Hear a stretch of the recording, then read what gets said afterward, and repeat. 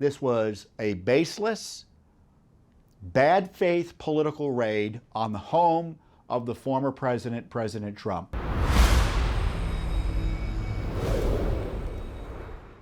The Constitution is in crisis. Our republic is in crisis because of the Biden administration's reckless, abusive, and political raid on the home of President Trump. I want to talk to you about that at some length today and directly. I was unable to talk to you about it directly last week because I was on vacation, or at least I was trying to be on vacation, but the outrageous Biden corruption thwarted that to some extent. But I'm glad to be back here with you today because there's so much going on and so much background that I want to share with you. I can't talk fast enough to get it out. So I want you to keep track and understand, in the end, this was a baseless, bad faith political raid on the home of the former president, President Trump. The former candidate for office, the prior president, obviously, who would run against Biden and who is likely to be his challenger in 2024. It has no precedent in American history, and as I will explain, the whole basis for it was fraud. And we should be outraged about it. We should be concerned that the FBI and the DOJ have been, we've been always concerned about this, but they, for sure, have been hijacked for political purposes to target the political opponents of President Biden, the Democrats, and the left generally. And when you have federal law enforcement being used in this way to not to advance the interests of the public, not to advance rule of law, not to fairly administer justice, but to target the political opponents of the current administration, that way lies the death of the republic. So these are serious times for our system of government, and the big media would have you believe, oh, the president had classified records, the president had presidential records, oh, it must have been really serious for them to raid it. No, none of that is likely true, as I will explain, and virtually anything that even if it were all true, there was nothing warranting the raid, the dangerous raid on President Trump's home.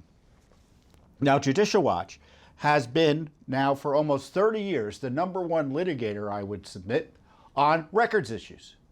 And you're going to hear some phrases thrown out by me today related to laws, and I'll give you a quick glossary. There are several laws related to the handling of government records and access to them.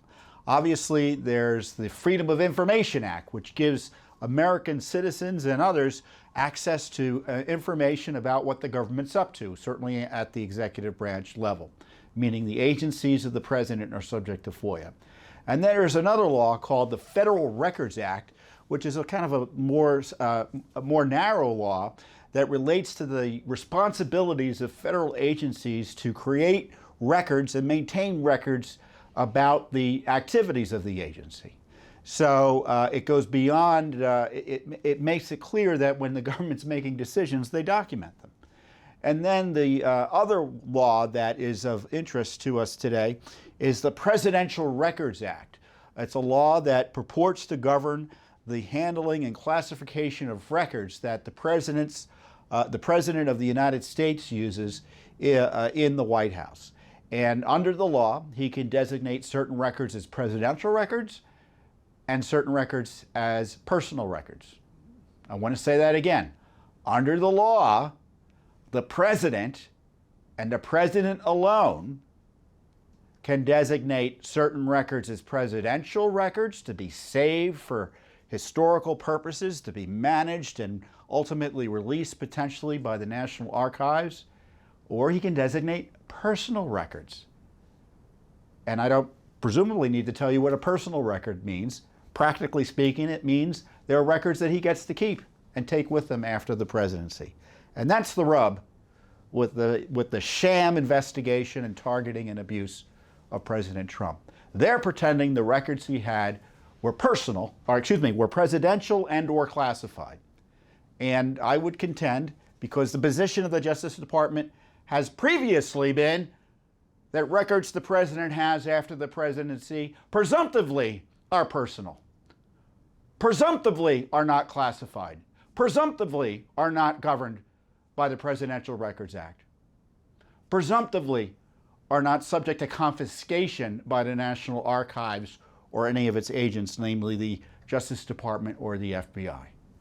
But they changed the rules, they've changed the law, and I suspect they pulled a fast one even on the court down there in Florida in suggesting all of this was at issue to justify a raid on his home, when in fact they had no good faith basis to do so.